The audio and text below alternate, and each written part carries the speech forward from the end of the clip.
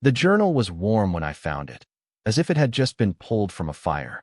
Its cover was cracked, the leather stiffened by smoke, and when I ran my thumb over the edges, ash flaked off onto the floor. I had been inside the old firehouse for less than 10 minutes, just long enough to realize the place had been abandoned long before I was born. Broken helmets lay scattered on the ground, glass crunched under my boots, and somewhere above, the rafters groaned with the weight of pigeons. But the journal, this didn't belong here. It sat on the metal desk in the chief's office, perfectly centered, as though someone had placed it there for me. I almost left it untouched. It felt wrong to move it, wrong to disturb whatever it was doing by sitting there, gathering no dust at all, while everything else in the room drowned in it. Yet something in me insisted I had to open it. The first page was black. Not with ink, not even with soot. It was just black, as if the paper itself had been replaced with a thin sheet of shadow. I touched it, and my finger came away clean. Then, before I could think better of it, words began to rise, glowing faintly, the way embers look just before they collapse into ash. I froze. The words weren't written in any hand I recognized, but I could read them. The fire will begin where the river bends. It cannot be stopped. It will consume the streets, the homes, the lungs of those who breathe. And afterward, silence. I shut the book hard enough to echo through the empty building. My chest hurt from the sudden thump of my own heartbeat. It was nothing. A prank. Old ink that reacted to touch. Some chemical thing I didn't understand. I repeated those excuses as I carried the journal outside into the afternoon light. But the firehouse was on Riverside Street. And when I looked down the hill, the river did bend there, a silver curve glinting in the distance. I told myself I wouldn't look at it again. Of course I did. That night, in my apartment, I placed the journal on the table and just stared at it while the hum of the refrigerator filled the silence. Around midnight I gave in, telling myself I'd only peek at another page, that it would be nonsense like before. The second page wasn't black anymore. It had writing already, clear and steady, though the ink shimmered faintly like oil on water. The fire will take the eastern block first. The sky will flicker green before the smoke covers it. And the sirens will not come in time. I wanted to throw it out the window, but instead I turned the page. Another prediction, and another, each one describing a sequence of fire, collapse, ash. Different parts of the city, different nights, always ending the same way, silence. By the time I reached the 12th page, my hands were shaking. I slammed it shut and shoved it in the drawer, but sleep didn't come. The words burned behind my eyes. The sky will flicker green. At 3 in the morning, I finally drifted off on the couch. When I woke, light was bleeding in through the blinds, and outside the window, the sky pulsed faintly green, like some unseen curtain had caught fire at the horizon. I bolted upright, heart pounding so hard I couldn't breathe. I ran to the window and pressed my face to the glass. The sky was ordinary now, pale and empty, the city yawning awake below me. But I knew what I'd seen. I yanked open the drawer. The journal waited, patient, as if it had known I'd come back. I flipped through pages, scanning for today's date. None of them had dates, only descriptions. Fire spreading, buildings collapsing, silence. Always silence. My phone buzzed. Aaron's name lit up the screen. He sounded groggy when I answered. "You awake already? What's up?" I hesitated. I couldn't tell him. He'd laugh, or worse, he'd think I'd finally cracked under the weight of my own paranoia. But my voice betrayed me. "Do you see anything strange outside? The sky, did you notice anything?" Aaron was quiet for a beat.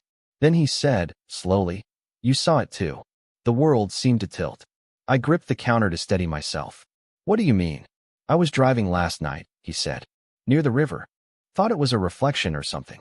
Green flash across the sky, quick, then gone. I wasn't going to mention it." My mouth had gone dry. The journal lay open on the table, a fresh line of text burning itself onto the next page even as I watched. "The fire will begin tonight, where the river bends." I didn't tell him that part. Not yet.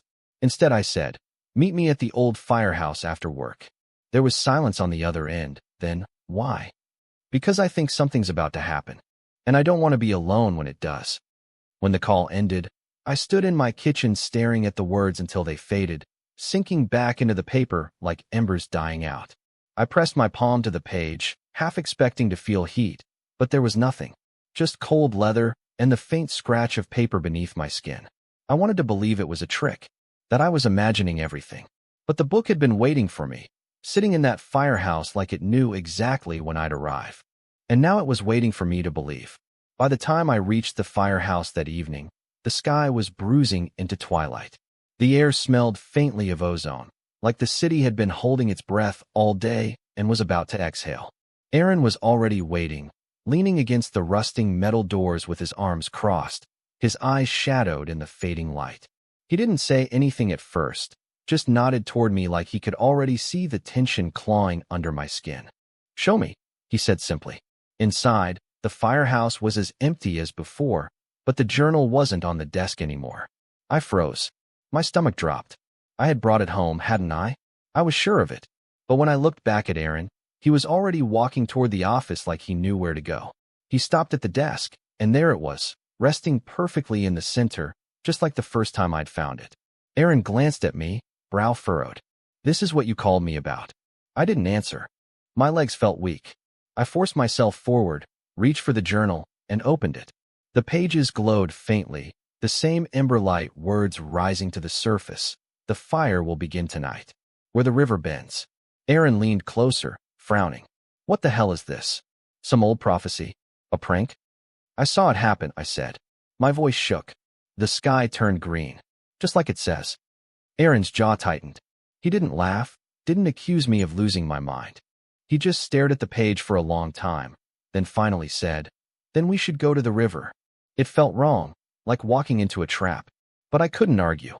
If the journal was predicting something real, then sitting back and waiting for it wasn't an option. We drove down Riverside Street, the car rattling over old potholes, the lights of the city flickering on around us. The bend in the river came into view, silver in the twilight, the water sluggish under the bridges. For a while, nothing happened. Aaron kept checking the rearview mirror, as though expecting the world to shift behind us, while I gripped the journal so tightly my fingers ached. Then I smelled smoke. It was faint at first, just a curl of burning plastic on the wind.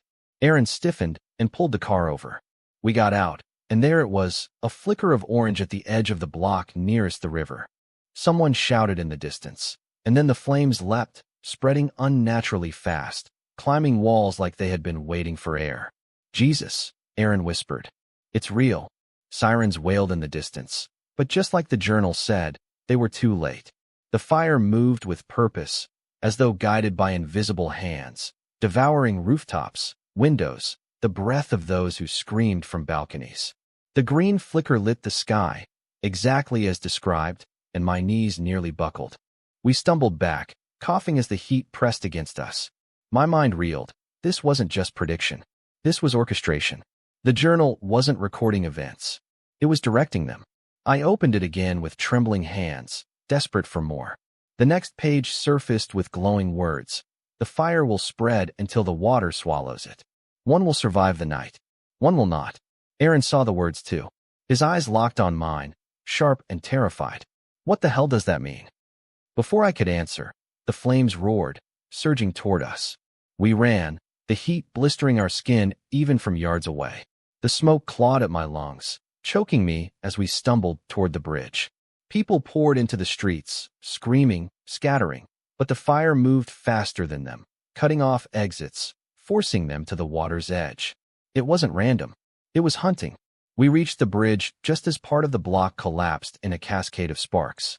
The sky above pulsed green again, brighter this time, almost alive. I clutched the journal like it was the only thing tethering me to reality. Aaron grabbed my shoulder, shaking me. "We need to get rid of it. Right now? Throw it in the river." I almost did. My arm lifted, ready to hurl it into the water, but then the words shifted under my fingers, glowing hotter. "If the journal is destroyed, the fire will not end. It will spread beyond the river, beyond the city, until ash covers the earth." I froze. My voice cracked. "We can't. It says, if I destroy it, it'll get worse." Aaron's face twisted in disbelief, but he didn't rip it from my hands. Not yet. Instead, he dragged me further across the bridge, both of us coughing as the smoke chased us. Below, the river shimmered with reflections of fire, the current thick and black. The fire stopped at the edge of the water, crackling like it had reached a boundary it couldn't cross. People collapsed on the pavement behind us, sobbing, coughing, their eyes wide with terror. The sirens finally screamed closer, fire trucks pulling in, but the flames ignored them, holding steady like a living wall. Then, silence. Just as the journal had said. The sirens cut off. The screams stopped. The fire froze, every flame standing still, flickering in place as though frozen in time. I stared, unable to move. Aaron whispered, "It's waiting." The journal in my hands burned cold, and new words etched themselves across the page. The ash letters have begun. One will carry the burden. One will fall. Decide before the night is over. Aaron saw it too. His hand dropped from my shoulder, his face pale. It wants us to choose. The bridge groaned beneath our feet. The fire shivered, as if hungry again. The survivors behind us huddled in silence, watching us with hollow eyes. I clutched the journal tighter. My mind screamed to throw it away, to run, to deny its power, but deep down I knew that wasn't possible anymore. It had found me. It had found us. And now it wanted blood. The fire froze at the river's edge, its flames trembling like held breath, and in that silence I felt something shift beneath the city, a vibration that hummed through the soles of my shoes. The journal grew heavier in my grip, as if it were drinking in the panic that hung in the air. Aaron stood rigid beside me, his eyes darting between the immobilized flames and the survivors who stared at us like they already knew we were part of this. "It's not done," he muttered. "It's waiting for us." His words made my skin crawl because deep down I felt it too. The fire wasn't extinguished, it was listening. Then someone pushed through the crowd. A woman, soot-streaked, her dark hair matted with ash, eyes sharp despite the smoke. She walked straight toward me, ignoring Aaron entirely. "You shouldn't have touched it," she said, her voice hoarse but unwavering. "Now it won't let go." I recoiled slightly, clutching the journal to my chest. "Who are you?" She stopped a few feet away, breathing hard, and for a moment she looked like she might collapse. Instead, she straightened and said, "My name doesn't matter. What matters is I've seen that book before. Years ago, in another city." Aaron stepped in, suspicion radiating off him. "And let me guess, you're just conveniently here to help? Why should we believe you?" The woman's eyes flicked to him, then back to me. "Because you don't have time not to. That journal doesn't predict. It demands. Every word inside it is a choice it forces someone to make. And if you choose wrong," she gestured behind us, to the frozen wall of flame. "That's what happens." My throat tightened. "If you've seen it before, then tell me how to stop it." Her face twisted with something that wasn't quite anger and wasn't quite grief. "You don't stop it. You survive it. But even that has a cost." I opened the journal again, half against my will, and new words surfaced, glowing faintly beneath the ash dust. "The river will carry more than fire tonight. Blood must stain the water before dawn." Aaron cursed under his breath, running a hand through his hair. "It's not enough to burn the city. Now it wants a body." The woman's jaw tightened. "Not a body. A sacrifice." My pulse roared in my ears. "Whose?" She hesitated, then whispered, "Yours." The silence after those words was unbearable. I couldn't breathe. Aaron stepped between us like a shield, his voice sharp. "That's not happening. We'll find another way." But she shook her head. "There's no other way. I watched my brother fight it once. He thought he could outsmart it. He thought if he carried the journal far enough, locked it away, maybe it would forget him. Instead it burned our home to the ground and left me with nothing but the memory that he chose wrong." She looked at me with eyes that burned hotter than the fire. "You don't run from it. You play by its rules. Or it takes more than you're willing to lose." The journal pulsed in my hands, as if responding to her words, and for a terrifying second I thought it might fuse to my skin. Aaron pulled me away, whispering fiercely, "She's lying. She wants you to give up. Don't listen." But the woman's gaze never wavered. "You think you've got choices. You don't. You're holding the only choice that matters." My voice shook as I asked, "Why me? Why not anyone else here?" She stepped closer, so close I could smell the smoke on her clothes. "Because it chose you. The moment you opened it, it marked you. And it won't let go until you decide." A low groan echoed across the bridge as if the city itself were straining. The flames began to move again, inching closer, licking higher into the night. The crowd of survivors scattered back, cries of panic filling the air once more. Aaron grabbed my arm. We're leaving. Now. He pulled me toward the far side of the bridge, but the woman followed, her voice cutting through the chaos. You can't run from it. The longer you wait, the worse it gets. The journal grew hotter, the words on the page shifting again. If no choice is made, both will be taken before dawn. My knees buckled. Both. Aaron looked down at the page, his face pale. It means us. The fire leapt suddenly, a wall of heat surging forward, cutting us off from the rest of the bridge. We were trapped between the flames and the water, the journal burning with urgency in my hands. The woman shouted, "Decide." But I couldn't. My mind was a blur of terror and disbelief. Aaron gritted his teeth, yanked the journal from my hands, and hurled it toward the river. For an instant, I thought relief would wash over me. But the moment the journal touched the air above the water, the flames screamed, an inhuman howl that rattled the bridge's steel beams. The book froze midair, suspended in the green light flickering above, and then snapped back into my hands as if it had never left. My breath caught. Aaron's eyes widened in horror. It won't let you go. And then the worst thing happened. The woman staggered backward, clutching her chest as if invisible hands were crushing her. Blood trickled from her mouth. She gasped, eyes locking on mine with desperate clarity. "This is your warning," she rasped, her body trembling violently. "One of you before dawn." Her knees gave out. She collapsed against the pavement, smoke curling from her lips as if she'd been burning from the inside. I dropped beside her, shaking, trying to hold her up, but her body was already limp, eyes glassy, fixed on something I couldn't see. Dead. Aaron dragged me away as the fire surged again, consuming her body in seconds until there was nothing left but ash. The journal glowed, searing words etching across its surface. The first debt has been paid. The second is still owed. I stared at the letters, my stomach hollow, my skin slick with sweat. Aaron's grip on my arm was iron. "We're not playing its game," he said, his voice breaking despite his resolve. "We'll find another way. I swear it." But the fire around us crackled, impatient, and deep inside I knew the journal wasn't bluffing. The night wasn't over, and it was already keeping score. The bridge emptied into silence, broken only by the roar of the fire pressing closer and the low metallic groan of the city's bones shifting under strain. Ash floated through the air in slow spirals, glowing faintly green before dissolving against the black water. I could still smell the woman's body, or what was left of it, burned away too fast to feel real. Aaron pulled me forward, dragging me off the bridge and into the streets, but my legs felt like stone. Every step was heavier, as if the journal's weight had sunk into my blood. "Don't look back," Aaron muttered, his voice sharp with panic. "We can still get out if we keep moving." I wanted to believe him, but the journal pulsed in my hand, words shifting again. No city can hold it. The fire follows the marked until the choice is made. My chest tightened, every breath shallow.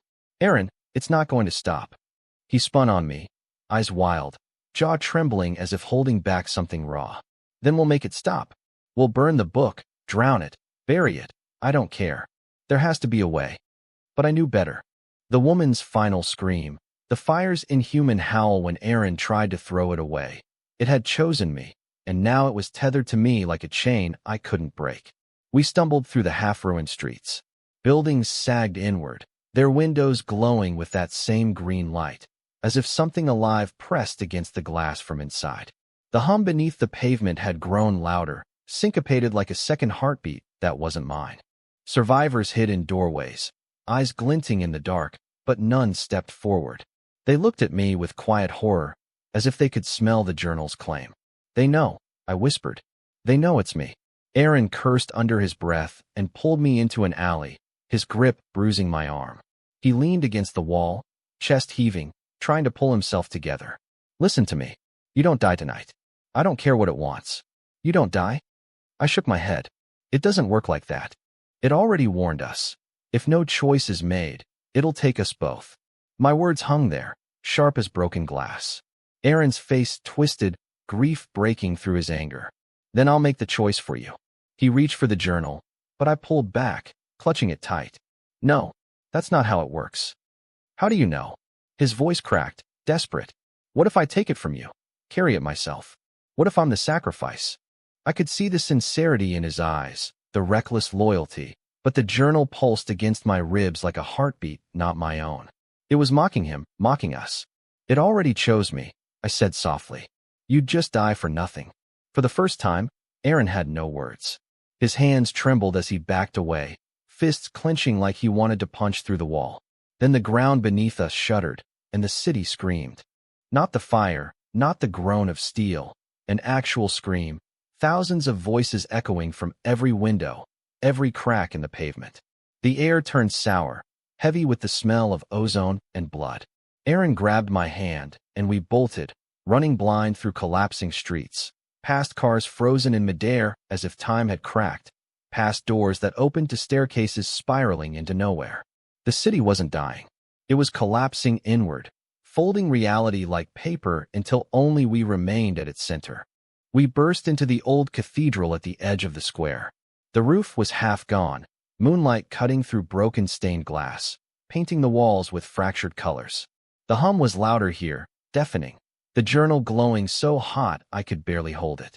Aaron slammed the doors shut behind us, though I knew it wouldn't stop what hunted us.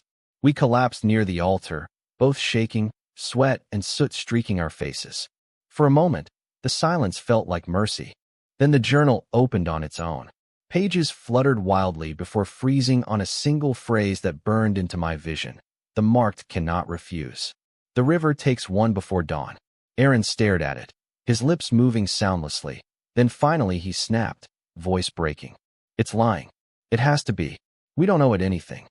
I looked at him, my chest hollow, and asked, then why did she die? His face collapsed, anger slipping into despair, and I knew he had no answer.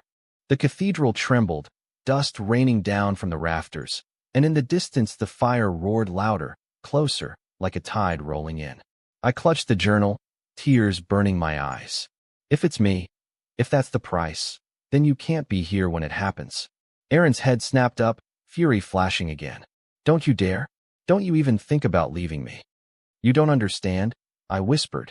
If I make the choice, maybe it spares you. But if I wait, it'll take us both. He surged forward, grabbing my face between his hands, his forehead pressing to mine. His voice shook, breaking into something I'd never heard before. I'd rather die with you than live in a world where you're gone.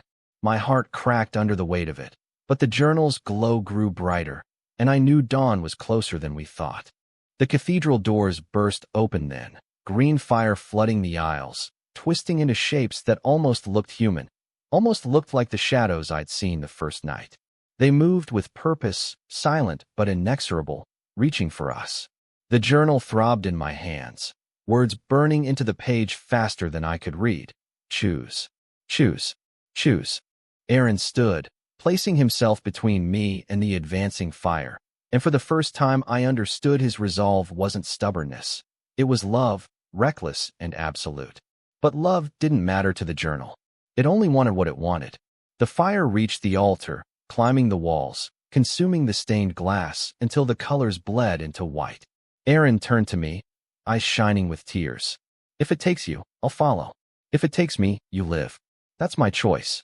He stepped forward, arms wide, as if daring the fire to take him. My throat locked, the scream clawing inside me. The journal's words shifted one last time, searing into my bones. At dawn, the marked bleeds. The river waits. And the walls of the cathedral collapsed inward, burying us in fire and ash. The cathedral was no longer a place of worship. It was a throat swallowing us whole, walls bending inward, fire crawling like veins through stone, and every shadow stretched into a shape that had no right to move. Aaron stood between me and the advancing blaze, his outline framed by burning light, and for the first time I realized he wasn't afraid of dying. He was afraid of watching me vanish first. The journal pulsed in my hand, its heat scalding, words etching into the page faster than I could breathe. The marked bleeds at dawn. The river waits. The choice cannot be undone. My lungs burned, every inhale clogged with ash. Aaron, it's me. I whispered, my voice nearly lost in the roar. You can't fight this. His head whipped toward me, face streaked with soot, eyes wide and feral. Don't say that. Don't you dare say that. If it wants you, it'll have to take me first. He turned back, fists clenched, daring the fire to advance. And it did. Shapes congealed from the flame, bodies made of shifting smoke and green embers, faces that flickered between human and something else. They didn't speak, but their movement was deliberate, reaching not for Aaron but for me. My legs shook. The journal writhed in my grip, pages tearing open, showing flickers of other places. The bridge, the woman's charred remains, Aaron's hand clutching mine. Then something new. Me alone, standing by a river of glass, blood seeping from my palms into the current. My stomach clenched while rising because it wasn't a warning. It was a memory waiting to happen. "We can't both survive," I said, louder this time, my voice ragged. "That's what it's been telling us since the beginning." Aaron spun back toward me, fury in every line of his face. "Then I'll trick it. I'll take the book. I'll mark myself. The journal shrieked. Not in sound, but in vibration, a violent tearing through my bones. Aaron doubled over, coughing blood into his hands, his body convulsing as if the journal had rejected him. My heart dropped. "Stop. Stop it, please," I screamed, clutching it tighter. The fire recoiled slightly, shadows flickering, but Aaron slumped to his knees, blood glistening black in the firelight. I stumbled to him, pulling him close, his head heavy against my shoulder. His whisper was broken, barely audible. "It won't let me take it. It wants you." Tears blurred my vision, dripping onto the glowing pages. The fire surged forward again, pressing against the altar, the shapes sharpening into clearer forms, soldiers, women, children, all with hollow eyes and mouths open in silent screams. The journal shook violently, then went still. One line burned itself across the center of the page, words etched into my skin as I read them. Sacrifice by will, or sacrifice by fire. The river must run. My chest split with the weight of it. Will or fire? My choice or its choice? Aaron gripped my wrist, weak but insistent. "Don't let it take you. Please. There has to be another way." His eyes searched mine, desperate, clinging to hope that didn't exist. And in that moment, I understood the truth. The journal had never been about escape. It wasn't a map or a prophecy. It was a test, one that replayed across countless worlds, demanding the same answer. The fire grew louder, pressing against the shattered stained glass until the whole cathedral glowed. Dawn was bleeding into the sky outside, pale light filtering through the smoke, and with it came the pressure of inevitability. I cupped Aaron's face, forcing him to look at me even as tears streaked his ash-darkened cheeks. "You can't save me. You never could. But you can live. You can remember." His grip tightened. "I don't want to remember you. I want you here." My throat closed, but I smiled through it, hollow and breaking. "Then remember me as the one who chose." I kissed his forehead and pulled away, lifting the journal. Its glow intensified, words shifting into symbols I couldn't understand, but my blood knew them. The fire surged closer, the shadows pressing in. Aaron lunged forward, trying to grab me, but I shoved him back with everything left in me. His scream tore through the collapsing cathedral. "No, don't." I opened the journal wide, pressing my bleeding palm against the page. Instantly, pain ripped through me, raw and consuming, as if every vein ignited. The fire screamed, not the building, not the collapse, but the thing behind it, the will that demanded balance. It recoiled, twisting violently, shadows tearing apart into ash. The cathedral shook so violently I thought the earth itself would split. Aaron clawed toward me, but I couldn't see him anymore. The journal's light had swallowed everything. My body felt hollow, weightless, dissolving into the current I'd glimpsed before. The river wasn't water, it was time, flowing between worlds, dragging me into its endless pull. My last sight of Aaron was his face twisted in grief, hand outstretched, mouth open in a word I couldn't hear. Then he was gone, and all that remained was the river, cold and infinite, carrying me toward a horizon I'd never reach. When I opened my eyes, there was no fire, no cathedral, no weight of the journal in my hands. Only silence. The world around me stretched flat and endless, a shore of black sand beneath a sky that never settled between day and night. The river lay ahead, just as it had appeared in the visions, glass-like, endless, carrying fragments of lives I almost recognized. Faces drifted in its current, eyes closed, mouths whispering words I couldn't hear. Some were mine. Some were Aaron's. Some were people I'd never seen, yet their memories pulsed inside me as if they belonged. I staggered forward, my steps sinking into the sand. My body didn't hurt anymore. It didn't even feel alive in the way I remembered. I touched my chest and found no heartbeat, just a hollow thrum, like the river's rhythm had replaced my own. I was part of it now. A faint voice called from behind me. You weren't supposed to come this far. I turned, startled, and saw a figure standing at the edge of the horizon. She wore a cloak made of shifting ash, her face constantly flickering between identities. Young, old, male, female. Every blink revealed someone new. And yet, each version of her felt familiar, like I had known her in dreams I never remembered upon waking. Who are you? I asked, my voice hoarse. The figure tilted her head. One who chose, as you have. One who drowned so others could walk away. She lifted her hand toward the river. This place is where we come.